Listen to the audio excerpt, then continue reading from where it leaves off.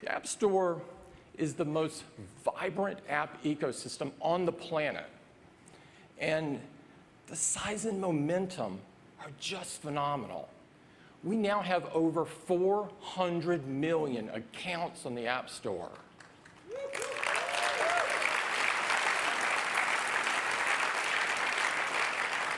These are 400 million accounts with credit cards and one-click buying. So it's simple and elegant to buy your apps. This is the store with the largest number of accounts with credit cards anywhere on the internet that we're aware of. And thanks to you, we have over 650,000 apps in that store.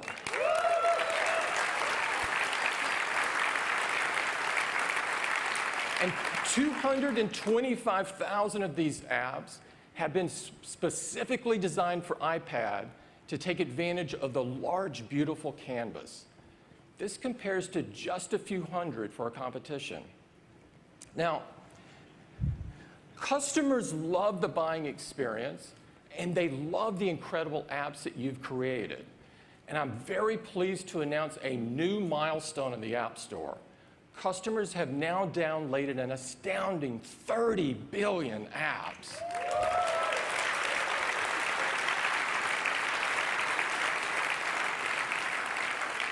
This is a number that is so mind-boggling and was unthinkable not too long ago.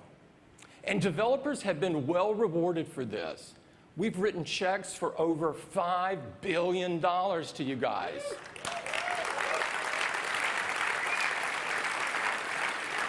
It's becoming an economy in and of itself. The App Store now operates in over 120 countries around the world, and I'm pleased to announce that beginning later this month, we're adding an additional 32 countries so that you can sell your apps in 155 countries.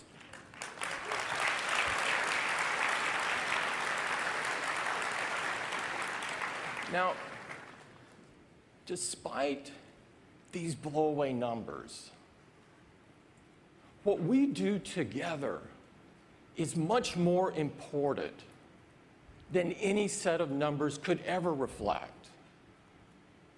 For Apple, and I suspect many of you, our goal has always been to do great work, and in doing so, make a difference in other people's lives. Nothing makes us happier than to see hundreds of thousands of developers around the world using our hardware and our software to create and share their latest, greatest ideas.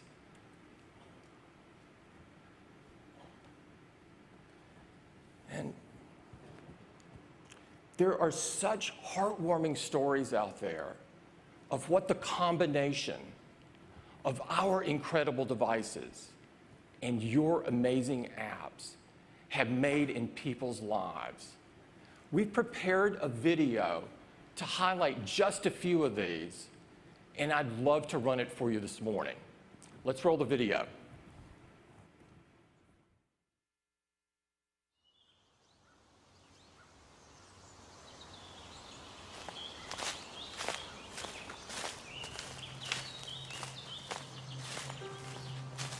Walking in the forest allows my brain to switch off and start dreaming.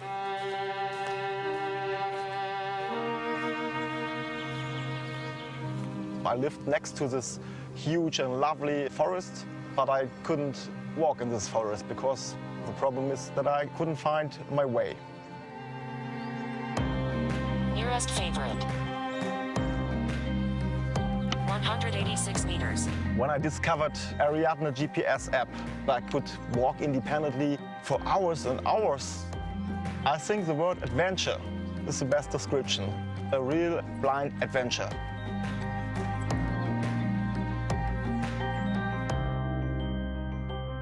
I wanted to develop an app to help blind people explore the world.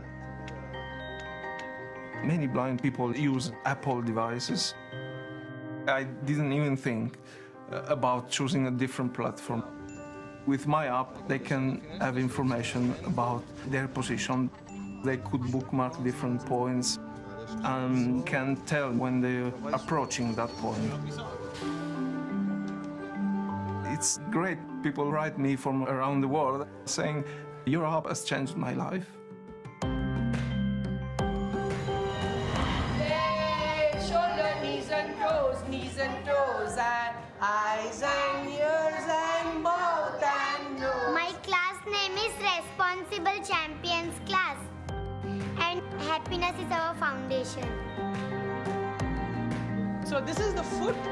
You have the foot here, and you have the ankle here. The kids have so much trust in me, and I have given them a commitment, and if I don't deliver excellence and push for the transformation, what am I even doing here? You have joints all over your body, right? Teaching anatomy to kids who are actually many grade levels behind and don't know English was quite a bit of a challenge for me initially before I discovered the apps that 3D4Medical makes. But then after this app, it's made it fun to learn about our own body and skeleton. Before I started using 3D4Medical apps, the assessment showed that only 13% of the class actually mastered human anatomy. Bringing these technologies into the classroom, the mastery actually jumped to 94%. This is called the wrist. And that's something that showed me, the power of technology and the power of, really, really awesome apps. What's amazing for us is that our apps, they've been used to teach advanced level anatomy in major universities around the world. And the same apps are also being used in elementary school, in a classroom in India. We originally started off as a medical stock image company. But when the iPad came out, everything changed, because then we were not just medical reference, we were also able to do medical learning, all using animations that are beautifully highlighted on the retina display. And also, with the processing power, we could push the boundaries of what could be done with the technology.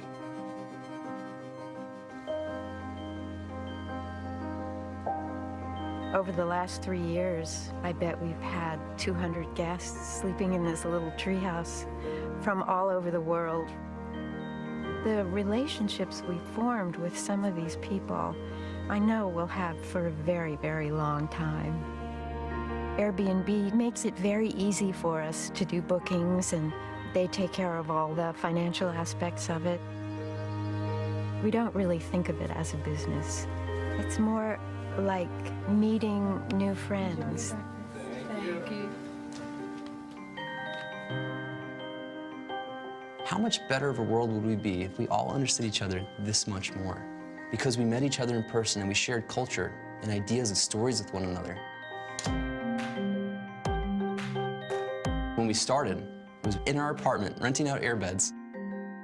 And before we knew it, we started to get castles, tree houses, villas. All these different spaces existed before us, but we've given them one place to come together.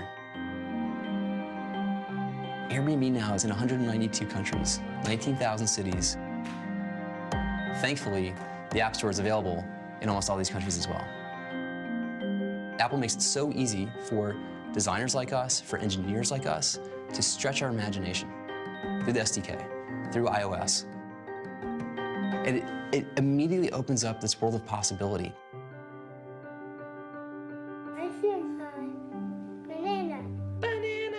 Mackenzie's speech is somewhat difficult to understand.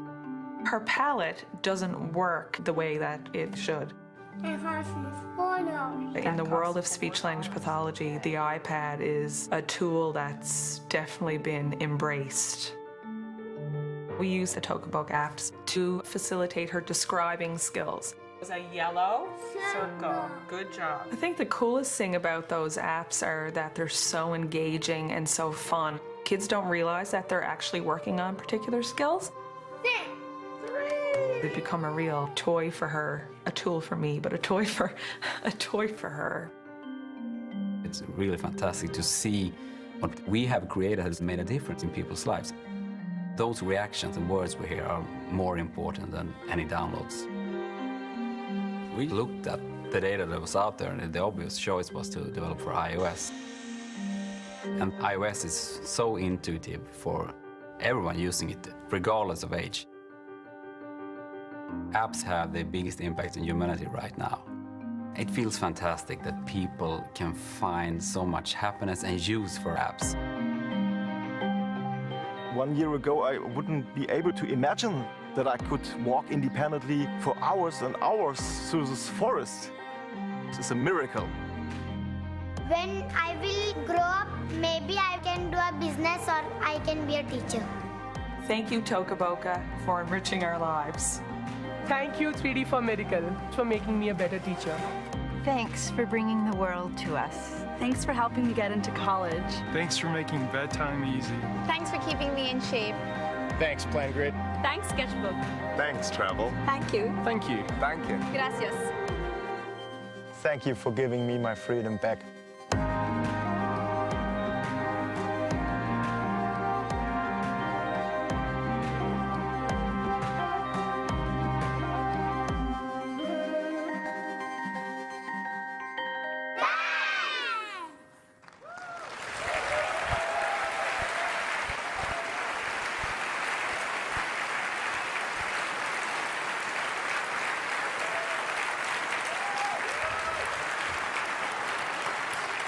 It's a great reminder of what it's all about and why all of us do what we do.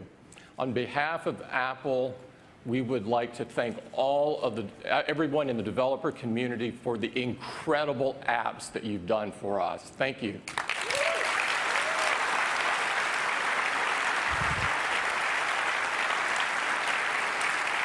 Now, we love giving you a platform and a store to realize your dreams. And the teams at Apple have been hard at work to deliver even more innovations so you can take your ideas even further. Today, we're announcing exciting new changes in our notebook lineup and major releases of OS X and iOS, the world's most advanced desktop and mobile operating systems, making them even better so you can make even more amazing apps. So let's get right to it. I'd like to invite Phil Schiller on the stage to share with you some exciting changes in our notebook lineup. Phil? Thank you.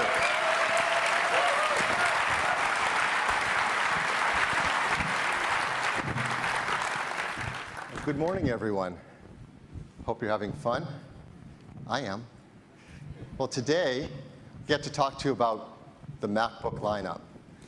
We are so proud of this lineup of notebooks. It is by far the best in the industry. The MacBook Air and the MacBook Pro each stand out in its respective area. And we have some really nice updates to each of them that I'm excited to tell you about. First, let's start with the MacBook Air. As you know, the MacBook Air has revolutionized the very idea of the modern notebook. With its all-aluminum enclosure, its incredible unibody architecture, it is a breakthrough, and everyone is trying to copy it. But they find it's not so easy. Our customers love how thin and light and capable this incredible consumer notebook is, and it has really changed the consumer notebook market. So we're going to update it with some really great features and updates. For example, the latest processors. We're now updating MacBook Air with the new generation, third generation Intel Core processors, otherwise known as Ivy Bridge. Depending on configurations, they can run up to 2 gigahertz of dual-core i7 speed. With Intel Turbo Boosting, they can get as high as 3.2 gigahertz. You can configure with up to 8 gigs of memory, and that's now faster memory, 1600 megahertz memory. And the integrated graphics that they run on are dramatically faster, up to 60% faster. It's a really nice speed increase. And as you know, the MacBook Air is built entirely around flash storage. And now you can put even more in it. You can put up to 512 gigabytes. That's half a terabyte of flash storage. And one of the reasons we use flash storage is it's so zippy and quick to launch your applications, to boot up your machine, to wake up from sleep. But now we're making it even faster. It's up to twice as fast as before. That's over 500 megabytes of read speed. I know some of you out there know what that means. Right? It is faster than any hard drive that we can put in a notebook today. We're also making the I/O faster on it. We're adding USB 3. And USB 3, it's really important because it's up to 10 times faster than USB 2. Now, other people started to add USB 3 into their products as well. And this is how they do it. So they'll have ports on there, maybe a USB 3 port, a USB 2 port, color code them so you can tell the difference. That's not how we do it.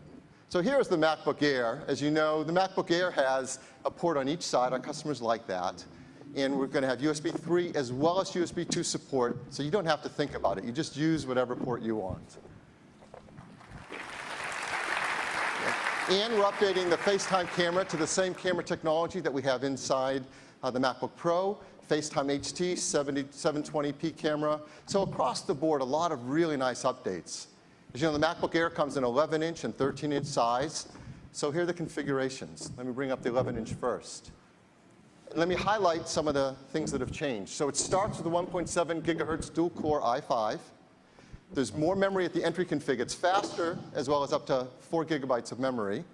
And we've got the integrated graphics now 60% faster. And of course, faster flash, faster USB. And the prices are $999 and $1099. That's $100 less expensive than before. And here are the 13-inch configurations. You see they start with a 1.8 gigahertz dual-core i5, faster memory, faster graphics, faster USB, and $1199 and $1499, both $100 less expensive than before. So that's the update to the MacBook Air. And best of all, start shipping today.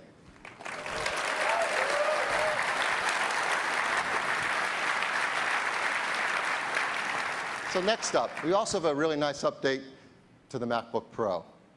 As you know, the MacBook Pro, it is the quintessential professional notebook. Our customers really care greatly about having the incredible speed for their video editing, their music editing, graphics and design and photography. And we're doing a lot of those same updates as well to the MacBook Pro. First, we're updating the processors with new 3rd generation core processors, otherwise known as Ivy Bridge. You can get speeds up to 2.7 gigahertz, and with a 15-inch up to quad-core i7. Can be turbo boosted up to 3.7. The memory is also faster, up to 1600 megahertz. And the integrated graphics, which both the 13 and the 15 use, are also 60% faster. Now, if you know, the 15-inch also has discrete graphics in it, and we're making that faster too. We've got a new generation NVIDIA GeForce GT 650M. You probably know it as Kepler architecture graphics, depending on configuration, up to 1 gigabyte of memory in that. And it's 60% faster than the previous discrete graphics. So that's a lot faster too. And as you might expect, we're also updating the I/O. So it's all USB 3 as well as USB 2. So it comes in a 13-inch and a 15-inch size. And let me show you those configurations. Here's the 13-inch. Highlight the changes. It starts with a 2.5 gigahertz dual-core i5. You can get 4 gigs or 8 gigs standard memory, faster integrated graphics, and of course, the faster USB as well, for the same $1199 and $1499. And here's the 15-inch and its configuration. Now it starts with quad-core processors, a 2.3 gigahertz quad-core i7, 4 or 8 gigabytes of faster memory, that new Kepler architecture NVIDIA graphics, 500 or 750 gigabyte hard drive. And you notice, of course, the same 7 hours of battery life, even with all that performance, just under an inch thin and 5.6 pounds. The same prices as before, $1799 and $2199. So that's the update to the MacBook Pro. And it is shipping today as well.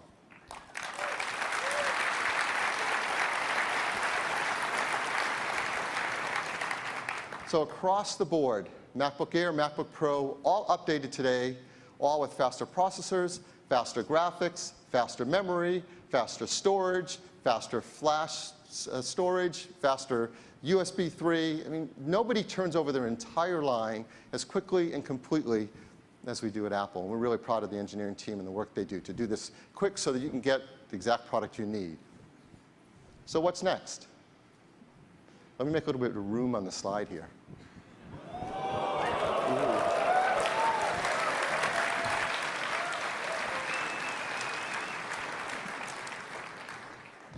You know, with the MacBook Air, the engineering team did something really bold. With the MacBook Air, they re-envisioned the consumer notebook. And they were aggressive in embracing new technologies, flash storage, wireless networking, and discarding legacy technologies that we could see trending out of the product line in the future, built-in optical drives, wired networking, things that eventually we could do without. And that enabled them to do something bold that really shook up the industry, created a new generation consumer notebook. So we've been asking the team to think about what would make a next generation MacBook Pro? And it's a great question. Do I know the answer? Well, let me start by some of the key ideas, right? You want a next generation MacBook Pro to have a killer new display. I do. Yeah. You want it to have an architecture built for the future. You want it to be radically thin and light. And of course, you want it to be bold and embrace the newest technologies and be willing to discard the old legacy things so you could make something unlike any other notebook that's been made to date.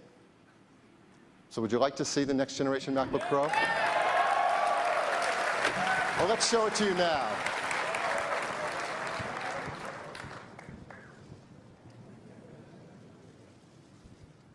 So the next generation MacBook Pro is the most beautiful computer we have ever made.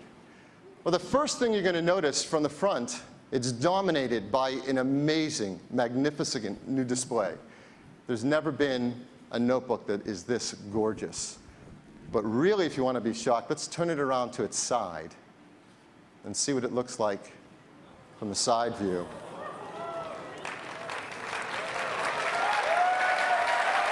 Now, I know it's tough to see from the audience. You know, the challenge, show you something so thin and light and small from so far away. But just to give you a little context, here's my finger next to it, right? It's thinner than my finger. I mean, even with its closed it is, because that display is so radically thin. It is a true breakthrough in engineering, and there has never been a notebook this thin, this light, and this powerful for professional use. Let's bring it back around to the front. Don't worry, we're going to tell you all about it in just a minute. But we just have to enjoy for a second how incredible this is. So, close it up for now. And let me go up to the slides and tell you some more about this incredible product. So the new next generation MacBook Pro is 0.71 inches thin. That is remarkable. Putting it next to the existing current generation MacBook Pro, you see the difference. It's a quarter thinner, but it's a dramatic amount. In fact, let me bring the MacBook Air next to it. And you see, it's about as thin as a MacBook Air. That is incredible.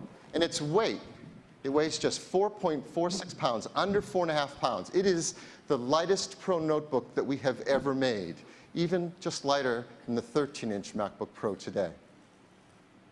But probably the most amazing thing about it is this gorgeous display that it's built with. It is a breakthrough in display engineering. Yes, it is a Retina display. Which means the pixels on this display are so small that from a normal working distance, your Retina cannot discern those individual pixels. And to use it is absolutely stunning. It's 15.4 inches across, but its pixel density, are you all sitting down? Because this is really exciting. It is 2,880 pixels by 1,800. That's 4 times the number of pixels in the previous generation MacBook Pro display. Their density is 220 pixels per inch, and I know some of you are really smart out there and have already done the math. It's 5,184,000 pixels. That is the world's highest resolution notebook display. And yes. And it's not only amazing because of the number of pixels in it, but the quality of this display is the best we have ever made. It has higher contrast ratios, deeper blacks. It has a higher angle of view with IPS technology. And best of all, you get the benefit of the glossy display with the rich color, but we've been able to reduce the glare and reflection by up to 75%. Makes it a joy to work on. Now it ships with OS X Lion, but Lion has been updated to take full advantage of that Retina display. So everything you do on it can look really sharp and beautiful. So the applications we include with Lion, for example, mail. Mail's been updated, so reading your mail is like reading fine print. It's gorgeous. Safari's been updated. Surfing the web can be like experiencing magazine print quality. And many of the applications like iMovie and iPhoto have been updated. In iPhoto, when you're looking at thumbnail photos in the events view, you're going to see a clarity and level of detail you've never seen before in a display. It's gorgeous. And not only the included applications, but we're also updating our professional applications as well to take full advantage of the Retina display. We have a major update to Aperture, our professional photo application. And this is a breakthrough for a photographer. If you love working with photos, not only has the whole UI been updated in every element for the Retina display, but you're now looking at 4 times the resolution of your photos as you work on them. It is absolutely a breakthrough event for photography. And Final Cut Pro 10 is being updated for it as well. And this is remarkable. Because of the density of that Retina display, that video area you see up on the top right in Final Cut, that is 100% pixel for pixel 1080p HD video right there in that window. That means there are over 3 million pixels left over for your magnetic timeline, for your video bins, for your effects. And it also takes advantage of the amazing performance of this machine. You're going to be able to have up to 9 simultaneous streams of ProRes video or 4 simultaneous streams of uncompressed video. It is incredible performance. Now, applications do have to be updated to take advantage of this Retina display. If they aren't, we can pixel double them and make them the proper size, but they don't get the best effect until they do some extra work. So we've been working with some key developers to give them a look of this incredible machine and this amazing display, and they're doing some work that's phenomenal. Let me give you a couple examples. Adobe Photoshop. The great team at Adobe is doing amazing work on a version of Photoshop that will just be jaw-dropping. The resolution on that Retina display is just breakthrough. So if you like working with Photoshop, this is going to be an amazing experience.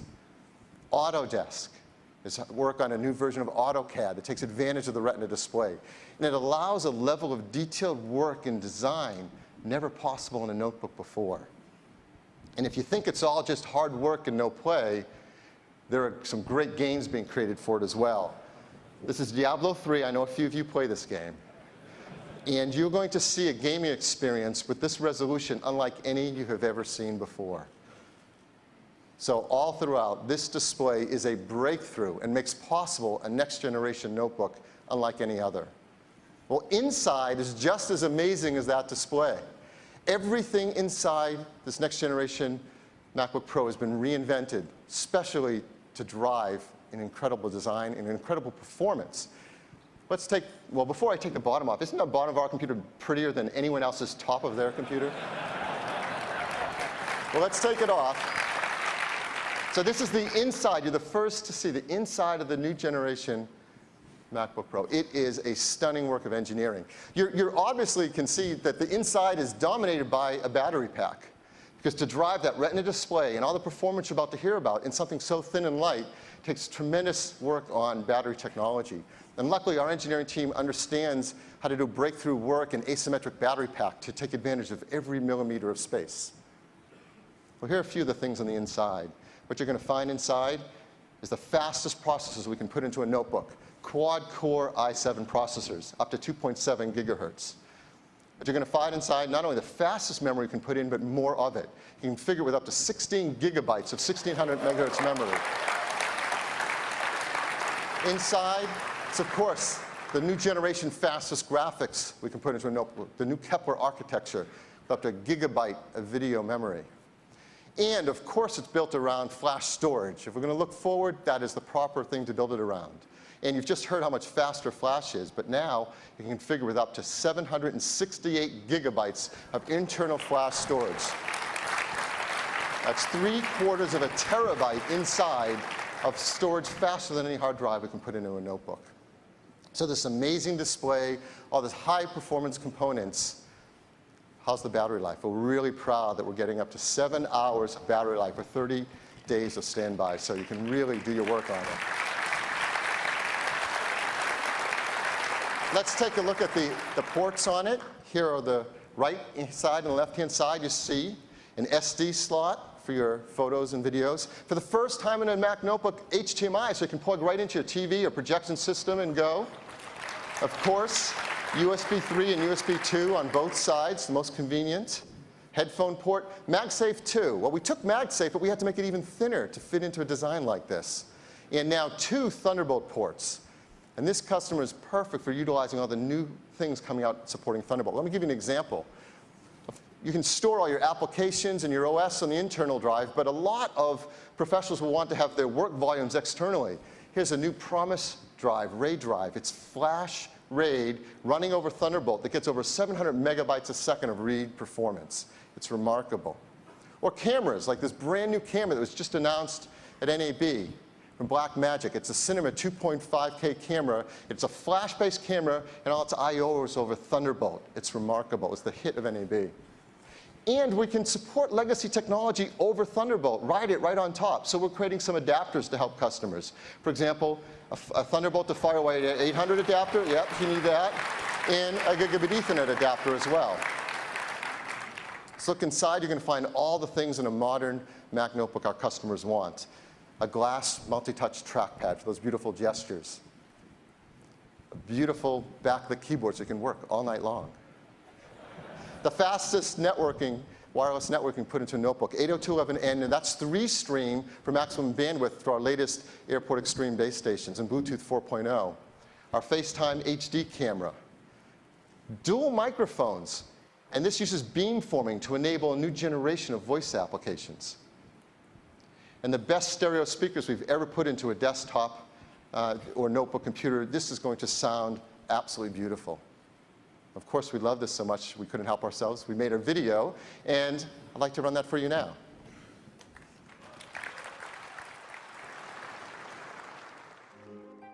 To create something that's genuinely new, you have to start again. And I think with great intent, you disconnect from the past.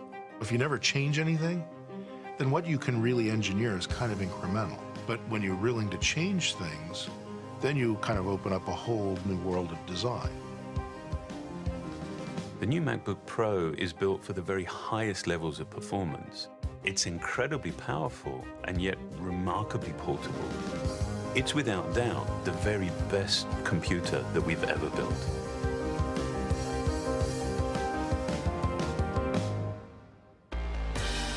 We focused on the features that matter most to notebook users, and we made huge leaps. For the first time, we're bringing the Retina display to the Mac. It's the highest resolution display we've ever put in a notebook. With a resolution of 2880 by 1800, this display has over 5 million pixels. That's 3 million more than an HD TV. At this resolution, on this screen size, pixels just seem to disappear. You see an extraordinary level of detail in your photos. And typography looks amazing. It's sharper than a printed page. Beyond the display, the new MacBook Pro is really a powerhouse. We knew that an all-flash architecture was a key part of driving performance.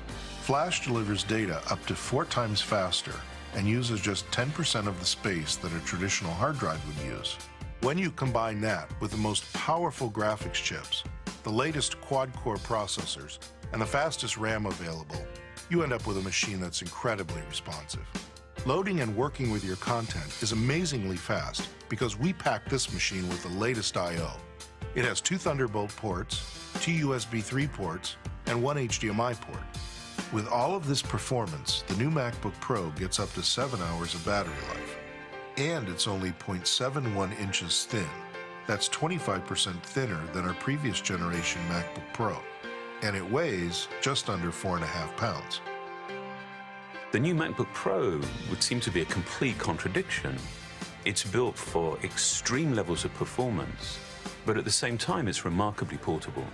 To create it, we rigorously question the ways in which we've designed and built our portable products in the past. one of the most significant challenges was completely changing our approach to the design of the display. By building the layers of the display into the unibody, we actually eliminated the need for a separate cover glass. And without the additional layers, without the distractions, you're just completely immersed in your content. By not purchasing standard parts, but by designing and engineering components from the ground up, we can create a product that is more elegant and that's more efficient.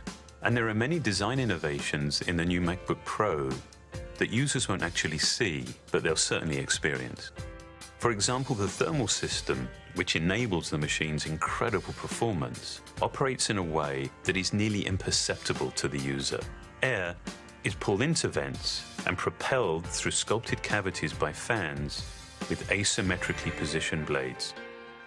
In most fans, the blades are positioned symmetrically, which creates a single identifiable frequency. We positioned ours asymmetrically to spread the sound over a variety of frequencies, which makes it seem quieter and less intrusive.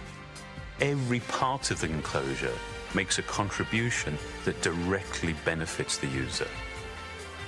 The vents are also part of the structural system, creating strong beams that actually increase the rigidity of the overall product. It truly takes an obsessive approach to make a product this meticulously designed and engineered.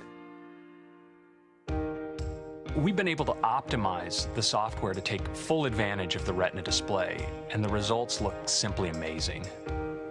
Aperture on the new MacBook Pro is a total game changer for photographers. They can now zoom in and see 4 times more of their image with pixel-for-pixel accuracy, and fine-tune even the smallest details. Photographers have never been able to work on images with this level of precision. Final Cut Pro 10 takes full advantage of the system's power and capabilities. So you can now stream up to 9 camera views simultaneously, or view full 1080p video right in the project viewer, and have plenty of screen space to spare. No other notebook comes close to this type of performance. With the new MacBook Pro, we set out to design something extreme. And this led us to rethink everything about our process, everything about what's essential to a notebook. And that meant that we could design the very best computer for today and for the future.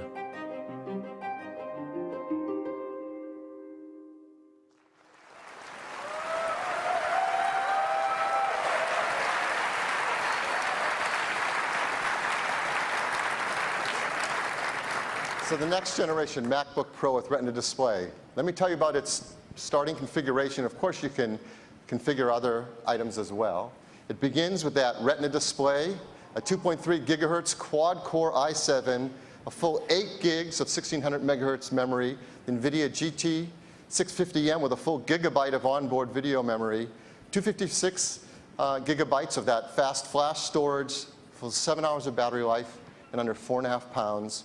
Starting at $21.99. And of course, you can configure it even beyond that. Yes.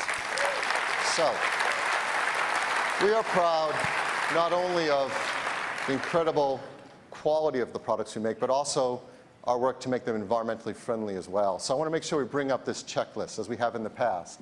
It is now ENERGY STAR 5.2, arsenic-free, mercury-free glass, BFR-free, PVC-free, and of course, the glass and the high-grade aluminum is really desired by recyclers. So we're really proud of how hard the engineering team works on this aspect as well. So the new, next generation MacBook Pro with Retina display, it is the future, and the best thing is it's going to start shipping today.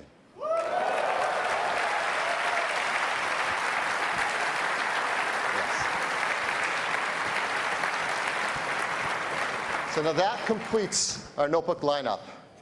A great update to MacBook Air, a great update to the existing architecture, MacBook Pro, and for the first time, the high end of our line, the new flagship, the next generation MacBook Pro with Retina display, it's simply the best computer Apple has ever made. Well, next, we'd like to talk to you about OS 10. And I'd like to bring up Craig Federici to do that. Thank you.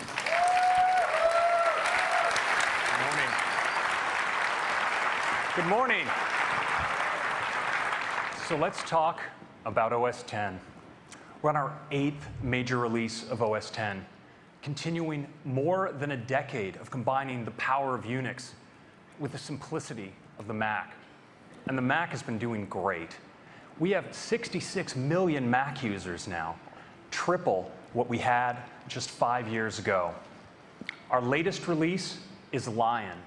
And Lion was the first release distributed electronically via the Mac App Store, making it easier than ever to purchase, download, and install OS 10.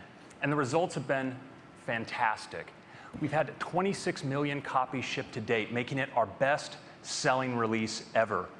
In fact, 40% of OS 10 users are running Lion. And that's a level we achieved in just 9 months. As a basis of comparison, Windows 7 took 27 months to get to that same level. And now, less than 1 year later, we're here to announce Mountain Lion. With Mountain Lion, our mission remains the same: to deliver the world's most advanced operating system for notebook and desktop computers, with an interface optimized for multi-touch trackpads and mice. And at the same time, Lion makes it more natural than ever to work with the other new devices in our lives. Now, Mountain Lion is a major release with over 200 new features. And this morning, I'd like to detail just 8 for you.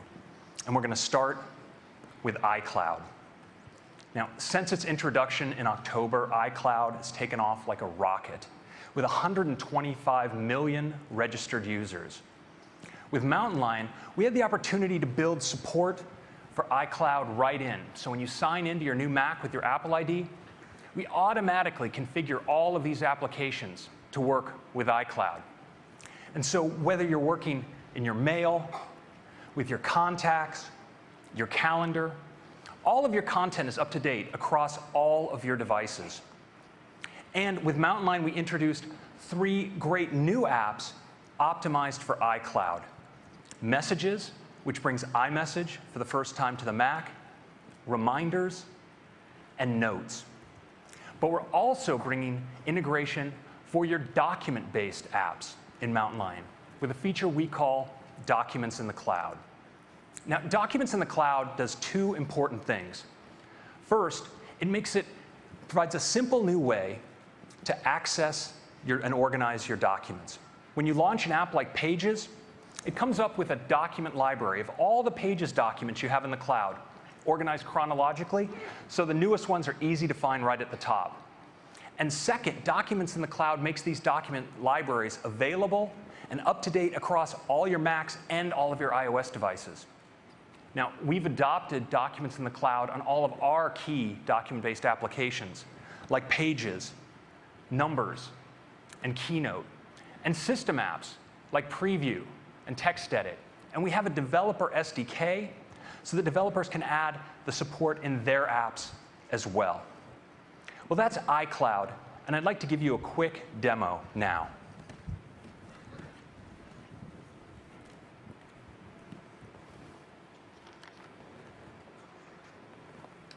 So this is our first look at Mountain Lion. You see we have a gorgeous new desktop image and a beautiful new glass dock. You'll notice a couple new items on that dock, including a new Reminders app. And this is really handy if you're taking to-dos for yourself on the go. You can find them all automatically right here via iCloud. You can use multi-touch gestures to page between your reminders. And we support location-based reminders for the first time in the Mac. So now, for instance, when I arrive at work, I'll get a notification from my dad to send him a Father's Day card. And I just miss a notification, they just fly away. Now we have a great little Notes app in Mountain Lion as well. So all the notes I take on my iPad, they're available right here. We support, of course, images and links. And of course, you can open up notes in separate windows if you want to keep them around on your desktop for easy access. But I think The really huge one here is messages, because with messages, we brought iMessage to the Mac. So now if you're sitting using your Mac and your phone buzzes with a new iMessage coming in, well, you can respond right on your Mac. And all of the conversations that you had while on the go, well, they're up to date right here. Creating a new conversation is super easy. You just start typing the name of one of your contacts, and you can send them a message on to their phone, via Apple ID, or via other legacy chat services as well. And iMessages can have, sorry. It's all about iMessage, come on. So iMessage lets you send rich messages with images, attachments up to 100 megs in size, and even HD video.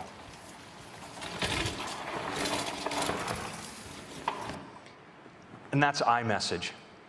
Next, I want to show you documents in the cloud, because it makes it really easy to find the documents you're looking for. So if I want to find numbers documents, where would I go? Well, I'd launch Numbers, of course, and I'm presented with my document library right there with all my Numbers documents. If I want to get at PDFs, for instance, launch Preview, and there are all of my PDFs. And if I want to add a document to that cloud library, for instance, one in my download stack, I can just drag it right in. Now it's available across all of my devices. Now I'm going to launch Pages, and I'm working here on a poster, so I'm going to open that up. Now it turns out, of course, because this is in my cloud library, that it's also available to me on my phone, where I also have a copy of Pages running. And so here on my phone, I can actually not only view, but also make changes to this document. And what I want you to do is watch what happens on the Mac as I actually go in here and go into my photo roll, make a change, replace the picture, and the Mac will actually update automatically for me. There it is. And that's just a little preview of life in Mountain Lion with iCloud. Next is a feature I think you're really going to love, Notification Center. It's coming to the Mac. So sometimes when you're using your Mac, it can decide that it has something to tell you. And in the past, each application had its own unique way of getting your attention, and some of them were somewhat disruptive. Well, with Mountain Lion, we've replaced all of this with a consistent and elegant system based on banners and alerts. So banners slide down from the top of the screen, right there into the upper right-hand corner. And if you ignore them, they just slide out of the way. But you can always get back to them with 2 fingers from the right-hand side of your trackpad. You can slide out and reveal Notification Center with notifications from all of your applications. And when you're done, you just slide it back. Now, alerts are for things that you want to make sure you don't miss. So they come in the same elegant way, but they stay around until you dismiss them explicitly. Now, sometimes you may be doing something where you don't want to be interrupted by notifications. And Notification Center provides a nice little switch so you can temporarily disable those banners and notifications. And if you're presenting and you connect to a projector, we'll do it for you automatically. So that's Notification Center.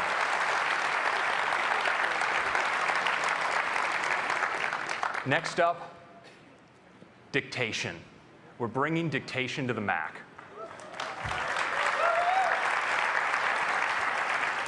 So everywhere on your Mac where you can type, you can now talk, and the Mac will do the typing for you. And because it's built into the system, it works everywhere. You can talk into your Facebook webpage if you want, or even in third-party applications like Microsoft Word. That's dictation. It's that simple. Next is sharing. Mac users love to share links, images, videos. And now in Mountain Lion, we've made it easier than ever to share right from within the app where you're working. There's a share button right there on the toolbar. If you click it, we present all of your sharing options. If I want to share to Twitter, for instance, just select it, get a cute little tweet sheet, type whatever it is I find necessary to share with the outside world, click it, and like that, it's on its way. And we built sharing in across the system. So if you're in preview, for instance, and you want to share the PDF you're looking at over messages, you can do it. If you're in any app where you can quick look, for instance, you're quick looking an image, you can post it up sharing over Flickr. And our support for sharing is more than skin deep in Mountain Lion. Support for sharing services like Twitter is built right into the operating system. So when you go into system preferences and enter your login information, enter it just once, and any application you've authorized can access and connect to those social services. So that's sharing. Next is the new Safari. The new Safari in Mountain Lion has the fastest JavaScript engine of any browser on the planet. But the first thing you'll notice when you use Safari is the new unified smart search field. You type in it whatever you're looking for, and Safari will present you with a well-chosen top hit. Yes, this is a very useful feature. Search suggestions, and even matches automatically from your bookmarks and your browsing history. Now, sometimes what you're looking for is something that you were browsing earlier, maybe on one of your other devices. Well, now, Safari has a feature called iCloud Tabs. You just click the Cloud button on your toolbar, and you get a list of all of the pages you have open across all of your other devices, including your Macs.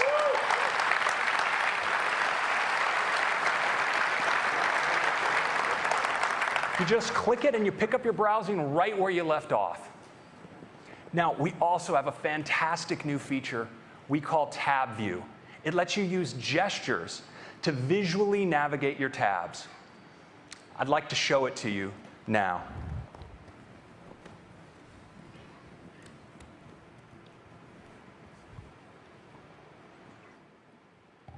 So let's take a look at the new Safari. You can see, of course, we have our unified search field right here at the top. I can type a few characters, and Safari presents me with a top hit, as well as search suggestions and bookmark and history matches. I can click. We get some Safari's lightning fast page loading.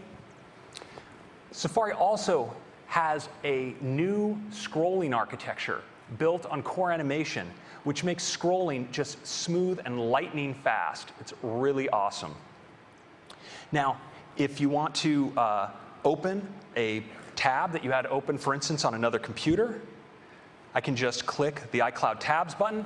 You see all of them right there. Documents I'd open on my iPad as well as on my iPhone. I click one, I can keep browsing right from where I left off. Now, Lion has a feature where, of course, you can use multi-touch gestures to zoom in on your web page. So for instance, I can zoom in like this. I can zoom back out. But now, what happens when I zoom even further out? Watch. I'm pulled into the tab view, where I have a live view across all of my tabs.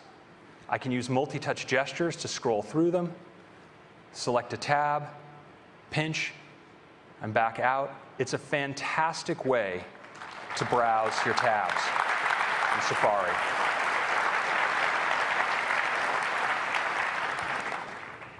Next, I want to show you how easy it is to share in Mountain Lion. I can select here on the Share button. Let's say I want to tweet about this page. I click, get this beautiful little animation, and I'll just say, heading down the coast. And I've sent a tweet on its way. But sharing works really well also in full screen apps. For instance, I'll just pan over here to full screen iPhoto. Let's open up a photo that I want to share. And I want to share this to iMessage. But I don't have to leave this full screen experience to do that. I click on the system-wide share button, select messages, and I get a little messaging sheet right here. I select the person I want to send to, and just like that, I've sent a message. Now, this is where Notification Center comes in, because if I'm working in a full screen app and maybe someone responds back to that message I sent back out, it'll actually appear as a notification right there on my screen. There it is. And if I ignore it, of course, it'll just slide away. But if I want to get back to it, that's easy too. I take 2 fingers from the right-hand side of my trackpad, and I can just sweep out Notification Center. It's a completely fluid gesture. And if I want to get at any of these things, I can click, for instance, on this message, and it takes me right to the conversation back in Messages. Now, notifications also support notifications from internet services like Twitter. So if I get a Twitter direct mention, or a direct message, or a mention, it'll come in as a notification for me. And if I ever want to tweet at any time, some bright idea occurs to me, I can just go right into Notification Center, and I can summon a tweet sheet right here. And of course, I can use dictation to enter my tweet. Having a great time showing off Mountain Lion at WWDC.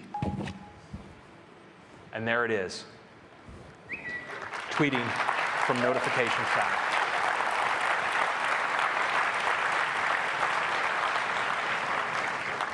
So next, I want to introduce you to a new technology in OS X that we call PowerNap. It's a great name, isn't it? So, you know, we all love using our Macs, but wouldn't it be great if when we weren't using them, they were still working for us?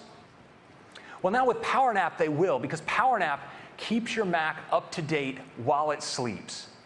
It fetches your email, keeps track of calendar and reminder updates, and even fetches your photo stream.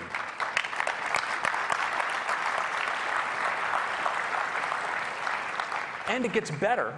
If you've ever brought your Mac home and just plugged it in to charge for the night, well, now it'll also back itself up to your time capsule and even download App Store and system software updates automatically.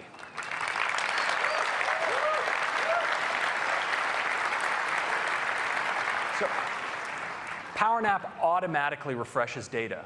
Its operation is entirely silent. It doesn't even spin up your fans. It goes easy on your battery, and it's compatible with recent MacBook Airs, as well as that gorgeous new MacBook Pro with Retina display. That's PowerNap. Next is AirPlay mirroring. AirPlay mirroring, yes. AirPlay mirroring is absolutely the easiest way to get whatever's on your Mac up on a projector or television. You just go up to your Mac, to the AirPlay menu in your Mac menu bar. It shows you any Apple TVs that are nearby. You select one, and instantly you're mirroring that content in up to pixel for pixel 1080p resolution. This is fantastic for the classroom, for the meeting room, of course for your family room. And we also support sending audio to AirPlay-enabled stereo receivers and speakers. That's AirPlay. And finally, it's going to be really nice. And finally, Game Center. You know, with the introduction of the Mac App Store, we've experienced a renaissance of gaming on the Mac. And we're making it even better by bringing Game Center from iOS to the Mac. And with Game Center on the Mac, you have your same Game Center account with all of your Game Center friends, where you can track all of your achievements and also keep track of all your games, both iOS X and iOS games. But of course, Game Center is ultimately all about gaming. And we support both turn-based and head-to-head gaming, both Mac to Mac and cross-platform iOS to Mac over Game Center.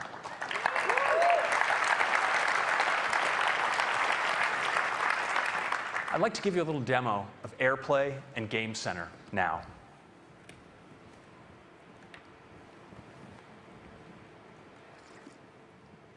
So the first thing I'd like to do is show my Mac screen, and then let's also summon my Apple TV, so you can see that as well. And you'll notice up here on my Mac's menu bar, I have an AirPlay menu, and I can select this Apple TV. When I select it, instantly my Mac display is mirrored to the Apple TV in 1080p. Now, the rest of this demo is going to be viewing this content entirely over AirPlay.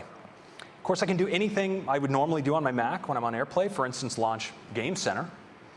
And here I see my Game Center account, as well as all of my, yeah. As well as all my, yeah.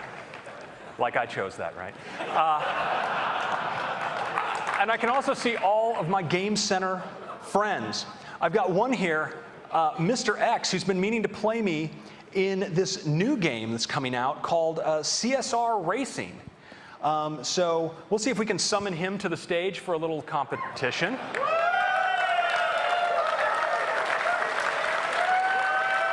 Okay. This is looking a little more serious than I was anticipating. So, Mr. X here is actually working on an iPad, and on his iPad, he can invite me to play this game, CSR Racing, which is an upcoming title from Natural Motion. And when he does, you notice I get, of course, a notification in Notification Center. I click on it, and I'm instantly launched into the game.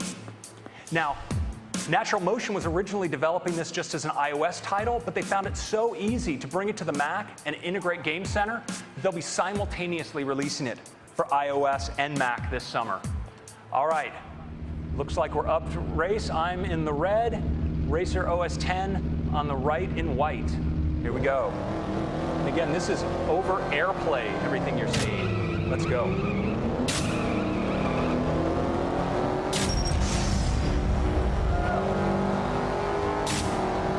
I think I got you.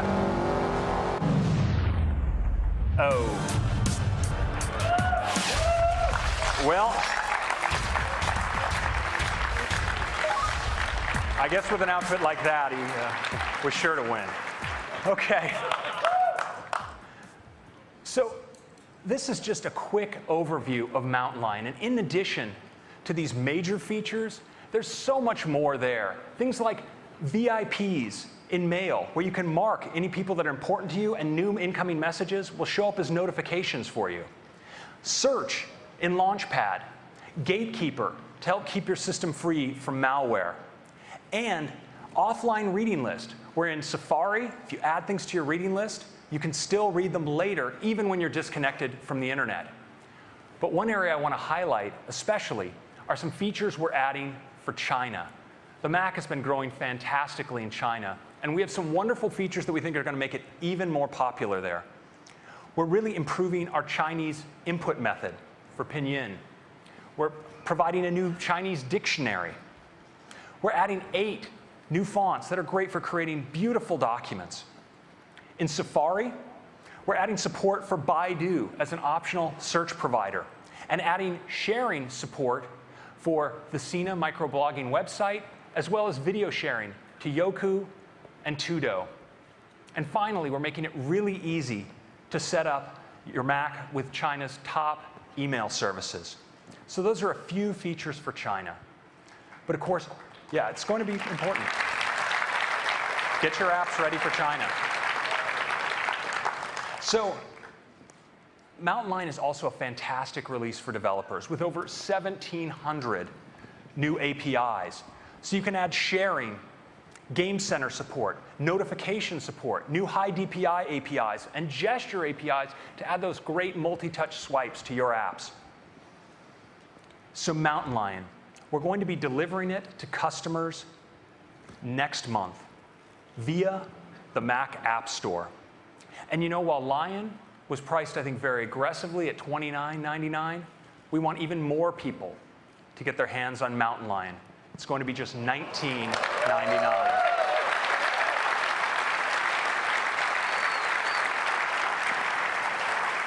And this price is for upgrades both from Lion and all the way from Snow Leopard. And your single purchase will upgrade all of your personal Macs.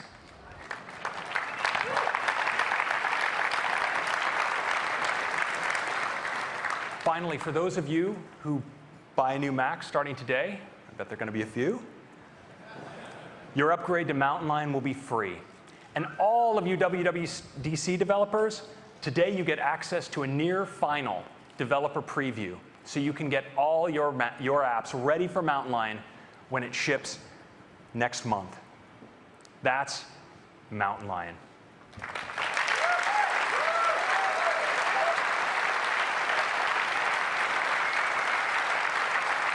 Thank you. Next up, I'd like to hand it over to Scott Forstall to give you an update on iOS.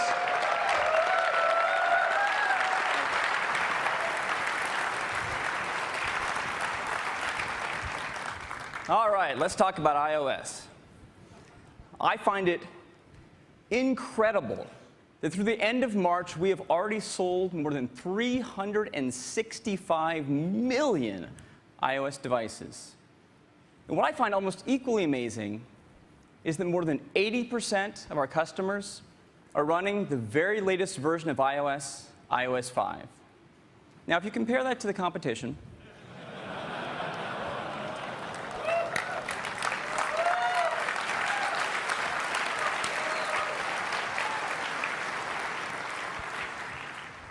they released a dairy product, 4.0, about the same time that we released iOS 5.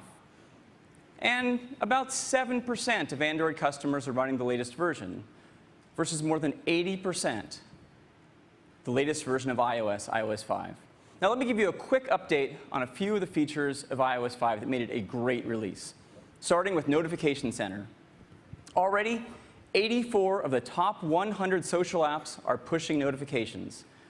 In fact, we're sending around 7 billion push notifications every single day.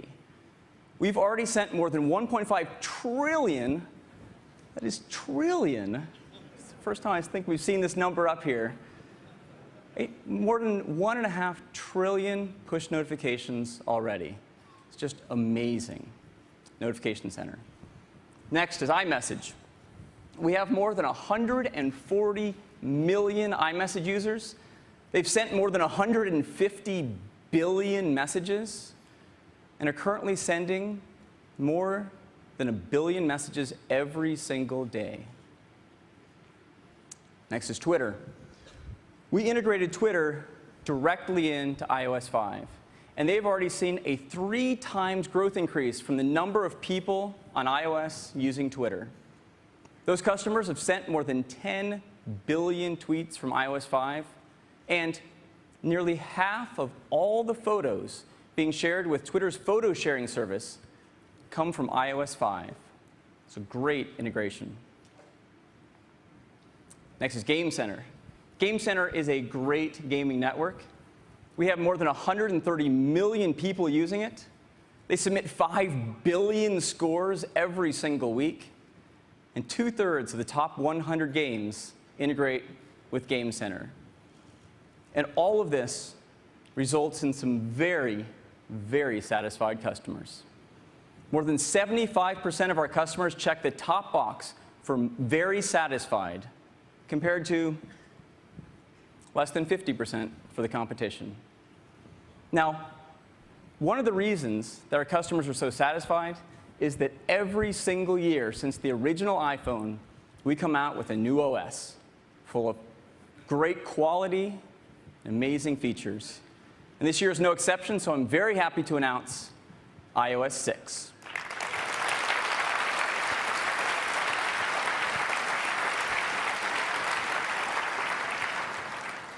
iOS 6 is a fantastic release. It has more than 200 new features, starting with some significant enhancements to Siri. I'll walk you through a few. Let's start with Siri. As you all know, Siri's only been out for 8 months and already does so much for you. You can send text messages, get all sorts of answers, set alarms, find out about the weather, make phone calls, create a reminder. For kids, or my kids, you can just chat with it for a while. Siri's fantastic. But in these 8 months, Siri has been studying up and learning a lot more. So let me just go ahead and show you what Siri can do now in iOS 6.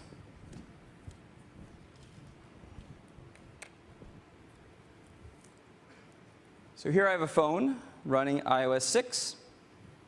The first thing that Siri has learned in the last 8 months is all about sports. So you can ask questions like, what was the score of the last Giants game?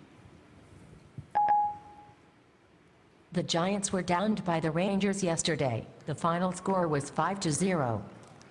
So this looks great. We got this great scoreboard. I have to say I I like the scores against Texas a little better during the World Series. But great sports scores, ask of Siri. You can also ask about individual players like this.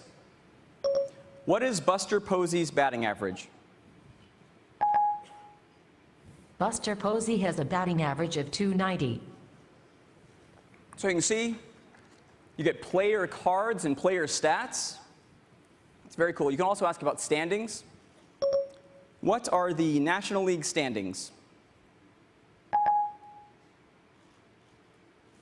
Here are the standings for the National League. So you can scroll down here, see the Giants there in second place. So Siri knows about baseball. Siri also knows about basketball. So I can ask, who is taller, LeBron or Kobe? LeBron James appears to be slightly taller.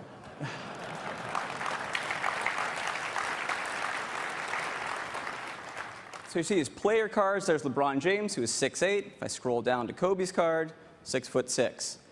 Now, it's not football season right now, but Siri also knows about football. So I can ask, when is the San Francisco 49ers' first game of the season?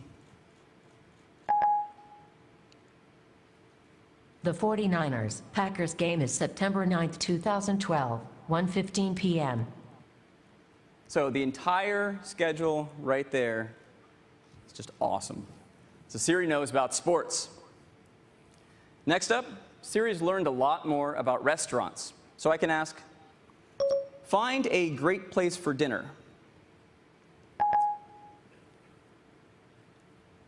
I found 15 restaurants. 14 of them are fairly close to you. I've sorted them by rating. So you can see we have a lot more information about restaurants now, the average price of a menu item, the type of restaurant. If I go ahead and choose one of these, I'll choose Millennium. You can see all sorts of information about the restaurant. We have maps here.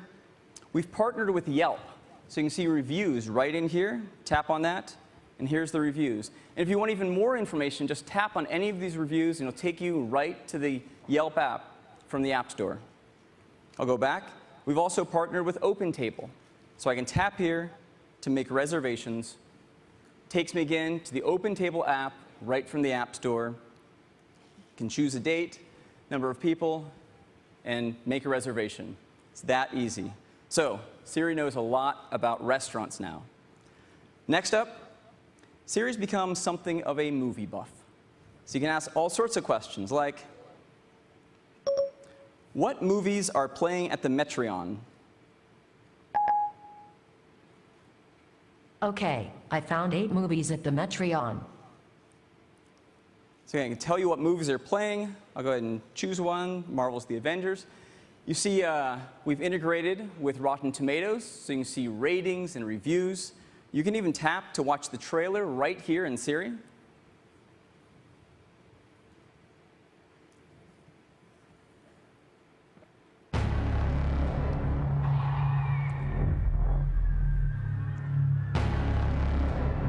War has started. And we are hopelessly outgunned. So really, really cool. You can also ask questions about directors or actors. So I can say, show me movies starring Scarlett Johansson.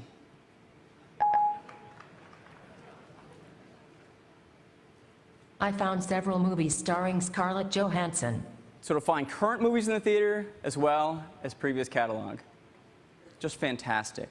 Let me show you one more thing Siri's learned, and that is how to launch apps. So now,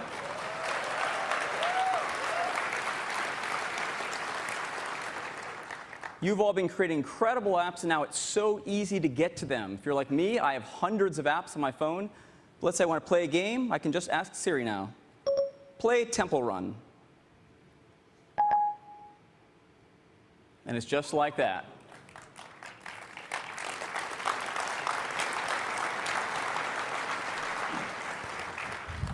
And those are just a few of the things that Siri has learned in iOS 6. So before, Siri did so much, but now it's just incredible. Sports scores, so you can ask for football scores or basketball, both pro and college. You ask about baseball, hockey, also soccer. We do a lot of leagues, including the English Premier League. So, sports scores. You can ask about movies.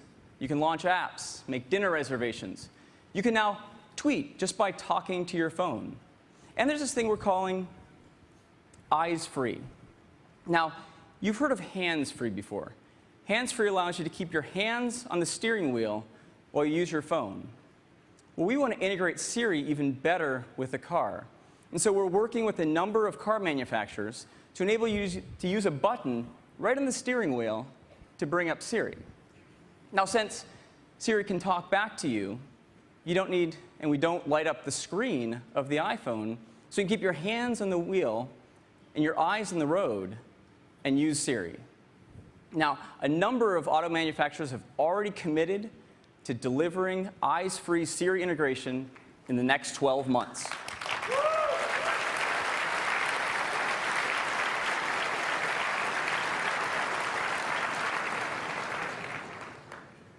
We are also taking Siri much more international. When we launched Siri, we launched it in English in the United States, Great Britain, Australia, and we had French and German. Recently, we added Japanese. And now, in iOS 6, we're adding English and French tuned for Canada. We're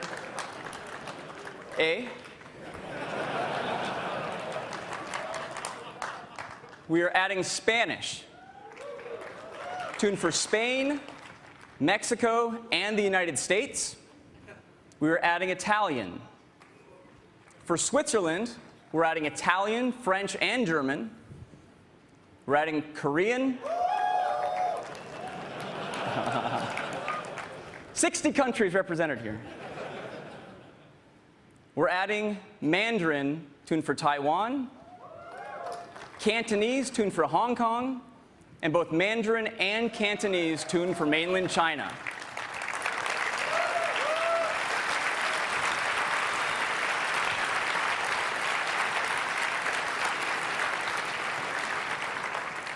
Now, as part of making Siri more international, we're now taking local search, which was US only in iOS 5, around the world.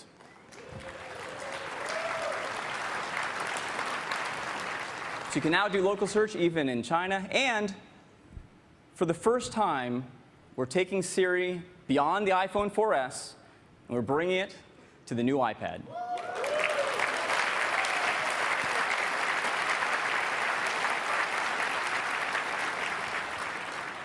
And these are just a few of the enhancements for Siri in iOS 6. Next, Facebook integration. We have been working very closely with Facebook to create the best Facebook experience ever on a mobile device. We are integrating Facebook right into iOS 6. You can now go to the Settings app and enter your username and password, and now you're ready to go. You don't need to re-log in when you go to an app from the App Store, including Facebook's app. We're also making it really easy to post to Facebook for many of our apps. So you can post photos from the Photos app, post about websites from Safari, post locations from Maps. You can talk about your favorite app, your own app in this case, from the App Store. You can talk about movies, TV shows, and movies from the iTunes Store. You can talk some smack from the Game Center. We've also integrated it right in with Notification Center, so anywhere you are, just drag your finger down from the top of the screen to reveal Notification Center, and you can tap to post to Facebook. And we've added Twitter right into Notification Center as well. We've also integrated Facebook with Siri, so you can just talk to your phone now to post to Facebook. And we've taken this deep integration and made it a public API, so it's easy for apps on the App Store to integrate with Facebook.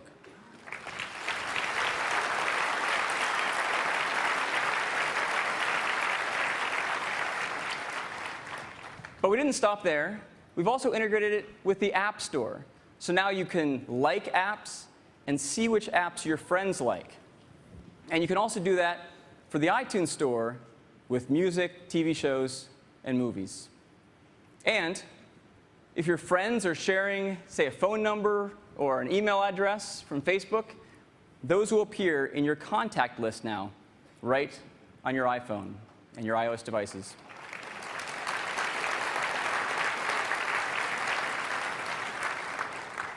Also, your Facebook events will now appear in calendars along with birthdays. So we've taken a deep integration of Facebook right into iOS 6, and we've taken that same integration and brought it to the Mac. And that is Facebook integration.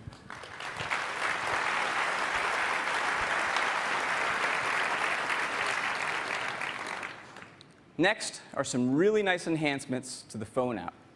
Now, you've probably been in a meeting before where you receive a phone call and you can't answer it right then. And you wish it was easy to quickly text a message back to the person or be reminded to call them back later. Well, in iOS 6, there's a new control on the right-hand side of the incoming call. And if you slide that up, you get two new options. You can reply with a message or be reminded to call the person back later.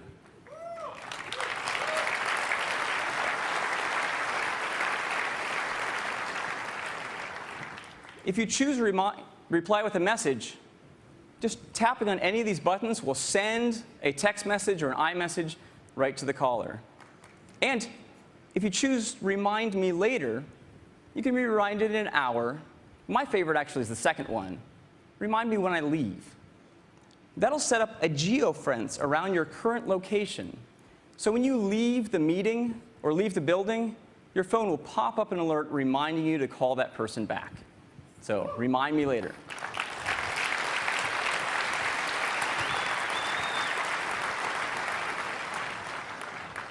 Next up is something we're calling Do Not Disturb. Now, I can see many of you are like me, and you've been awakened in the middle of the night by a text message or a push notification or an unwanted phone call. And Do Not Disturb allows you to tell your phone not to bother you with such interruptions. Now, those push notifications and text messages, they'll still come to your phone. It just won't light up the screen or make a sound to wake you up. They'll be there for you in the morning. Now, you also, with Do Not Disturb, get fine-grained control over which phone calls you'll receive. So you can choose to receive no phone calls at all, or just phone calls from your favorites, or from a group that you create in your contact list. And if you choose this last setting here, repeated calls, if someone really wants to get a hold of you and they're persistent, they call you back within 3 minutes because it's an emergency, that second call will come through.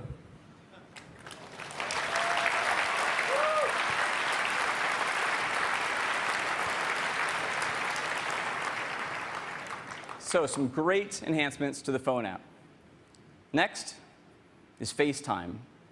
FaceTime is the best way to have a video conference with someone. But there's one catch. It only works over Wi-Fi. So what happens if you're somewhere where there isn't Wi-Fi? Well, in iOS 6, we're enabling FaceTime over cellular.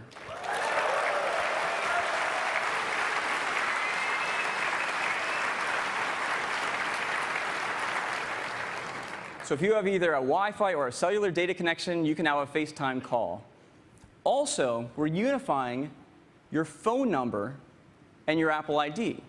So if some people already know what's going to happen. So if someone calls you on your phone number with a FaceTime call, you can answer that call on your iPad or even your Mac.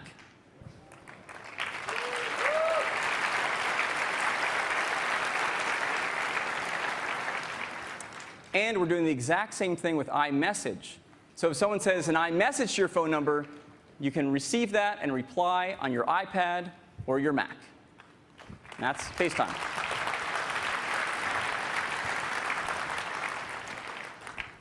Next up is Safari. Safari is the best and the most popular mobile web browser on the planet. About 2/3 of all mobile web traffic comes from Safari on iOS, and we are making it even better. As you heard earlier, we're adding iCloud tabs. So from, say, your iPad, you can see all of the Safari windows and tabs that are open on any of your other iOS devices or your Macs. We're also adding offline reading list.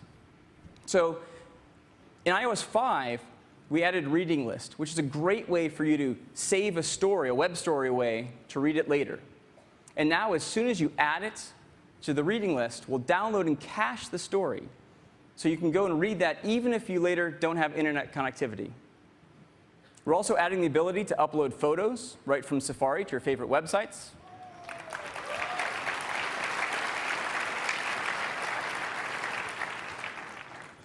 We're adding something we call Smart App Banners.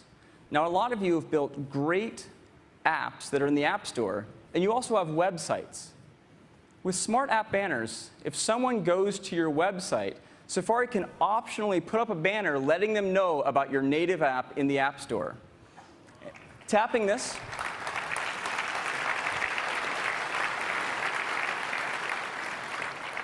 so tapping that banner takes them right to the store to download your app. And if they've already installed your app and they happen to come upon your website, well, tapping on that will just switch right to your App Store app. And the website can even tell the app what the person was doing on the website, so they can pick up in the app right where they left off on the website. Really cool.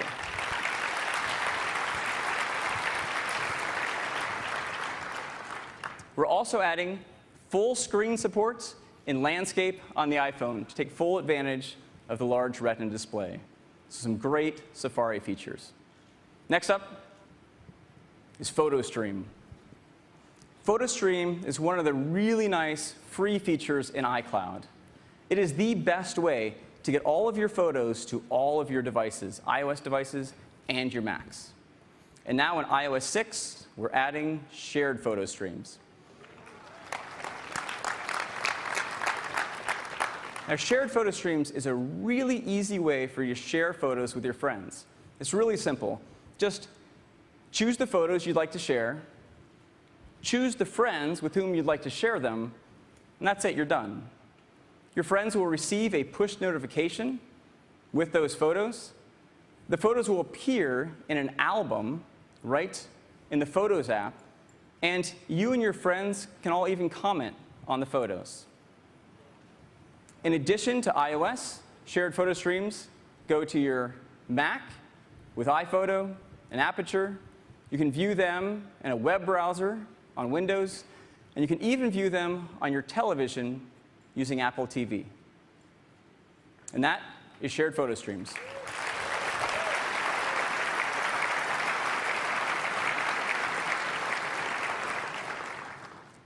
Next are some great enhancements to Mail, starting with VIPs. VIP allows you to mark someone whose messages you really want to be notified about. So once you mark someone as a VIP and they send you an email, you'll get a notification right in the lock screen of that email the same way you would for a text message. It's also really easy to find messages from your VIPs when you're looking at the message list. They have a star next to them. And we've added a VIP mailbox which gathers together all of those messages from your VIPs. And for those of you who like to flag messages, we've also added a flagged mailbox as well.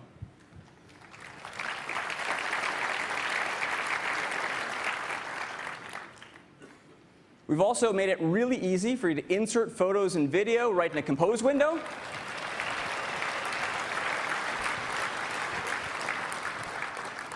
And you can now open password-protected Office docs right on your iOS device. And this last one, we added a fun new animation to pull and refresh your message list.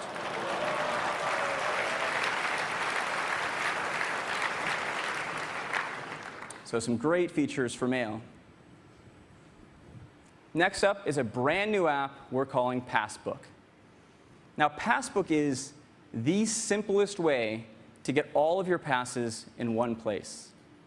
There are a lot of really great apps on the App Store that are starting to put passes, boarding passes, and tickets into the apps. There are some airline apps, like this one from United, where you get your boarding pass right in the app. There are some store card apps, like this one from Starbucks, where you get the store card right in the app, and you can use it to scan and pay for your coffee. And there are some movie ticket apps like this one, where your movie ticket goes right into the app. Now, this is great, but the problem is, when you get to the movie theater or to the airport, you have to fumble around to find the app and then find the ticket or the pass within the app. So Passbook takes all of these passes and combines them together in one place and integrates it right into the OS. And they are beautiful. Here's a movie ticket from Fandango. We've created templates to make it really easy for all of you developers to build these great passes and tickets. And it integrates right in with the lock screen. So when you get to the movie theater, your ticket automatically pops up on the lock screen. Slide across here, scan it in, go in.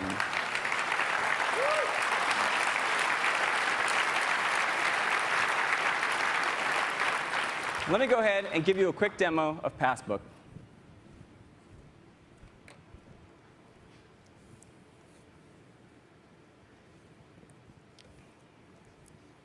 All right, so here's Passbook. I've got some tickets. So here's a Fandango ticket for a movie. Again, these are beautiful. I have a nice ticket for a Giants game here. We have store cards. Here's a card for Starbucks. And again, you see it has the balance there. When you use this to scan and pay for your coffee, the balance automatically gets updated. Here's a store card for the Apple Store. We have boarding passes. Here's one for Amtrak. And here are a couple for United Airlines. And again, when we have two, we group them together. Here's a coupon for Target.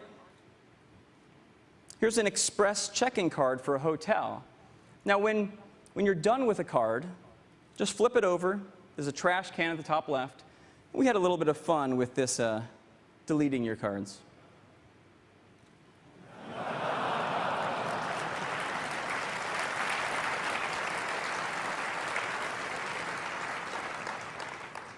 Now, as I said, this is all integrated in with the phone and with the lock screen. So if I have my phone locked, and I go to my favorite Starbucks, up comes my Starbucks card. Slide across it, brings on my card, scan, pay for my coffee, and I'm out. It's that easy. And all these cards are actually live. So if my gate changed, I just got an update for my United Airlines gate change, it comes up, I slide across here, there's my boarding pass updated, right in the app.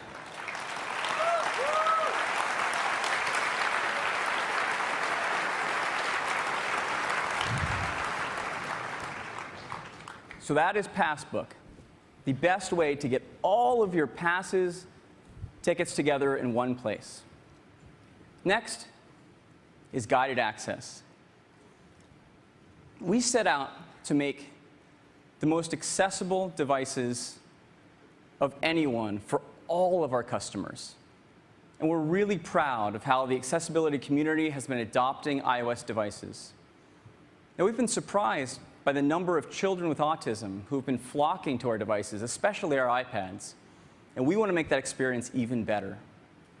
There are a lot of great apps on the App Store, like this one, that are designed specifically for children with autism. The problem is, there are some controls, some settings and other controls in the app that you don't want the child to tap while they're using the app. So guided access allows you to just circle those controls with your finger. We'll figure out which ones you mean, and we'll disable those controls for you. The child now can use the app without accidentally hitting those. And we lock the device into a single app mode, so hitting the home button doesn't leave the app.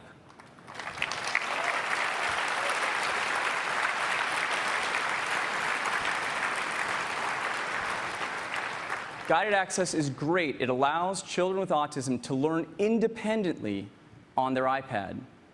Now, this is great beyond children with autism. It's really single app mode, and single app mode has a lot of applications. There are a lot of schools who have been adopting iPads, and some are starting to actually administer tests on their iPads. Well, single app mode allows the teacher to lock that iPad into the test so the students can't go look up the answers in Safari. And this also works great for museums who use iPads and iPod Touches for guided tours. So single app mode and guided access.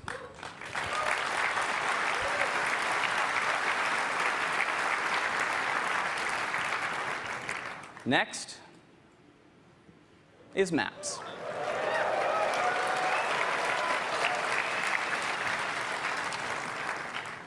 In iOS 6, we have built an entire new mapping solution from the ground up, and it is beautiful. This is what Lake Tahoe looks like. We're doing all the cartography ourselves. Here's New York City, San Francisco. This is a worldwide effort. We're covering the world. Here's Italy, New Zealand, Singapore, Norway, Paris. I'm going to go through every city. The beautiful, beautiful maps. Now, part of maps is local search. You have to be able to find businesses and points of interest. And so we've already ingested more than 100 million business listings around the world to make a great local search. Once you find a business, bring up the info card, and it's beautiful. We've integrated with Yelp, so you get reviews and ratings and lots of photos right in the card. We're also building a traffic service. We have this great traffic view, so it's easy to see where the incidents are or where the slow traffic is. And on top of that, we overlay the incidents. So it's easier for you to figure out whether traffic's likely to speed up in a given location anytime soon. In addition to other data sources, we're using anonymous, real-time crowdsourced data right from our iOS users to keep this traffic fresh and up to date.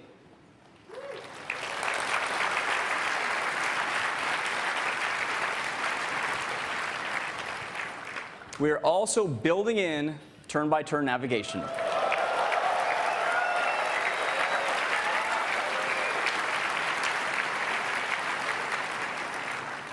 It's really simple.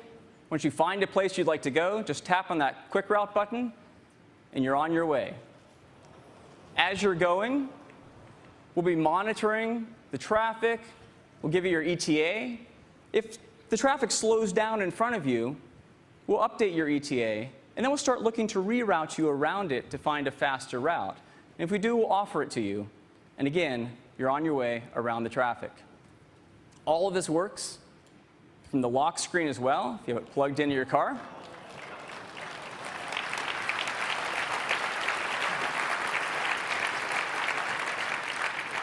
And of course, we've integrated it with Siri, so you just ask Siri to take you somewhere, and you're on your way. You can ask questions along your route, like where can I get gas? And it'll look for convenient gas stations along your route.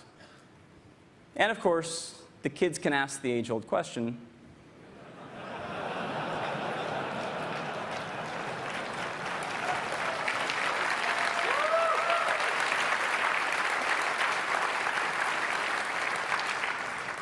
Now, a really fun feature that we're adding to our maps is something we call flyover.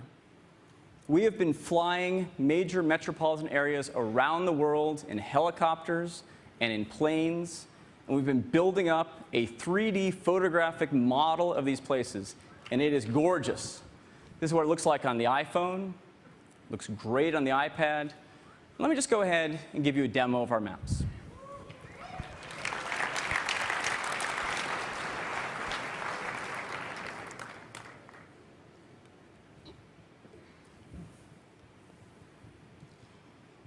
All right, so here's our maps. They're all vector-based, so everything is really fast to zoom in and out. You can rotate, and we rotate all the labels.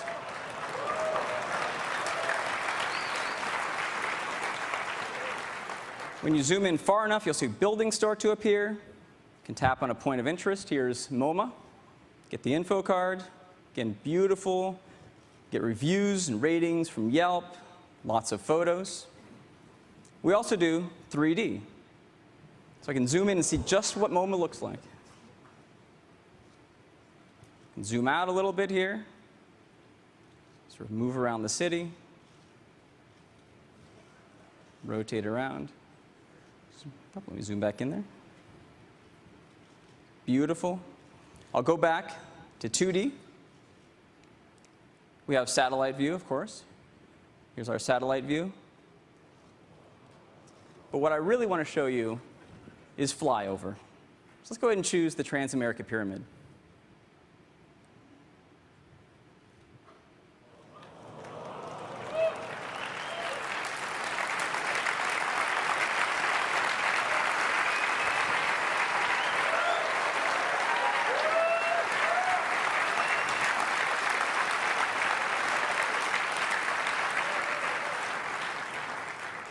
Now, this is not a movie. This is being rendered in real time, so I can go ahead and rotate this myself. I can change the camera angle, fly through it myself. Just beautiful. Let me choose another place. How about the Sydney Opera House?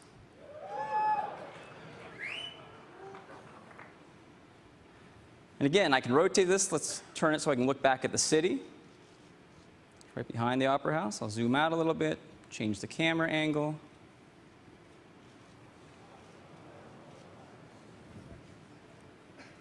And that is flyover.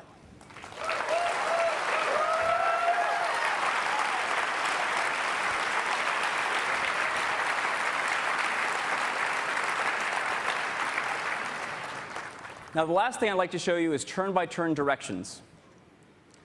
So we'll switch to the other device. We can't all go and get in a car and drive around, so we have a simulator of our turn-by-turn directions here. I'll go ahead and choose Coit Tower. I'll tap on the Quick Route button. Gives me 3 different options. I'll choose Route 2. Let's go ahead and start. Starting route to Coit Tower. In 750 feet, turn right onto Greenwich Street. Turn right onto Greenwich Street. Then turn left onto Grant Avenue. Now I can watch this adaptive cinematic camera angle as we go through corners. In 400 feet, turn left onto Grant Avenue. When 2 turns are close together, we put both signs up for you. In 300 feet, turn right onto Lombard Street. See, we have the footprint of all these buildings correct. In a quarter mile, arrive at your destination. Now, at any point, I can get the ETA up top. It says 1 minute. The simulator's going a lot faster than you should drive in San Francisco. We'll get there faster. I can also just tap on Overview, which allows me to zoom out. I can see any part of the route at any time. Zoom in over here, just sort of pan around. Or at any point, just tap to resume. You see it coming around Telegraph Hill here. Arrived at Coit Tower. And that is turn-by-turn directions.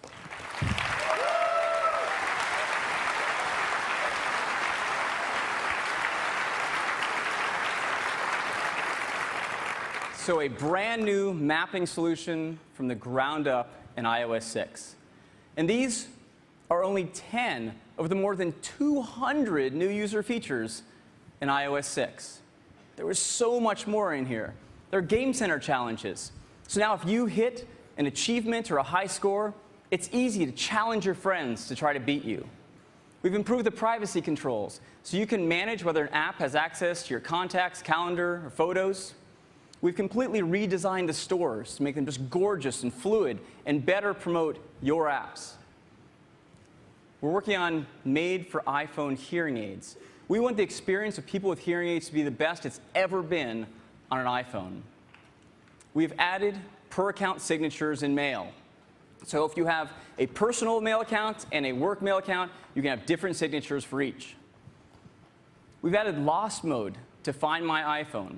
So if you've lost or misplaced your iPhone or iPad, or your iPhone in this case, you can send a phone number directly to that phone, like your home phone number or your spouse's phone number.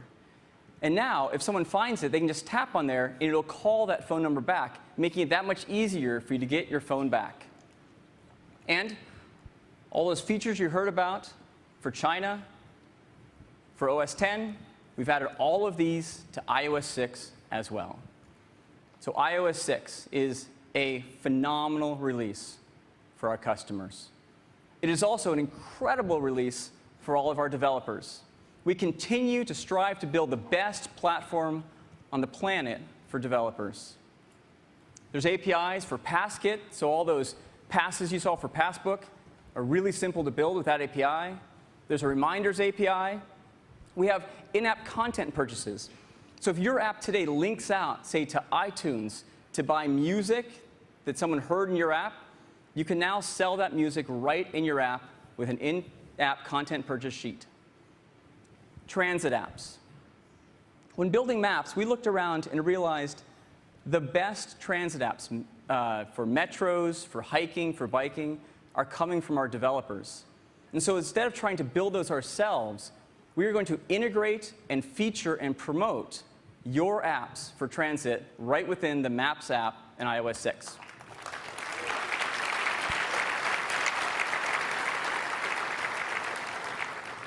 So iOS 6 is a great release for all of our developers.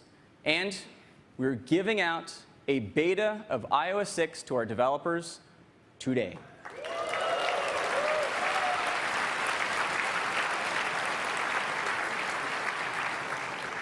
iOS 6 will ship this fall.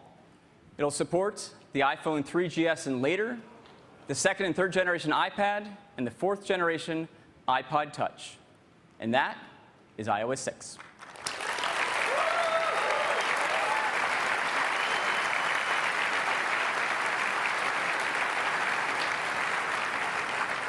And now I'd like to turn it back over to Tim. Thank you.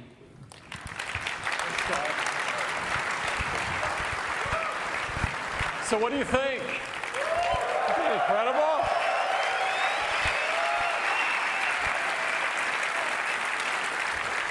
You've seen some incredible products this morning.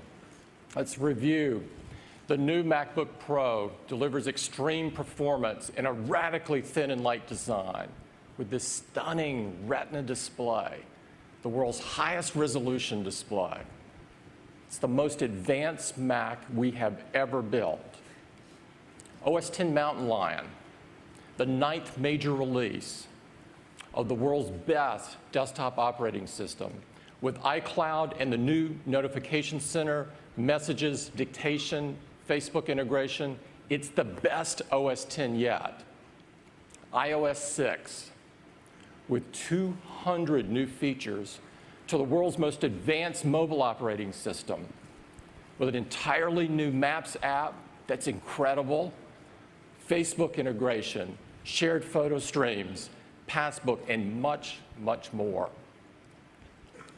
Only Apple could make such amazing hardware, software, and services. We are so proud of these products, as they are perfect examples of what Apple does best. And ultimately, it's why people choose to come to work at Apple and with Apple, to do the very best work of their lives, to create products that empower people to do great things,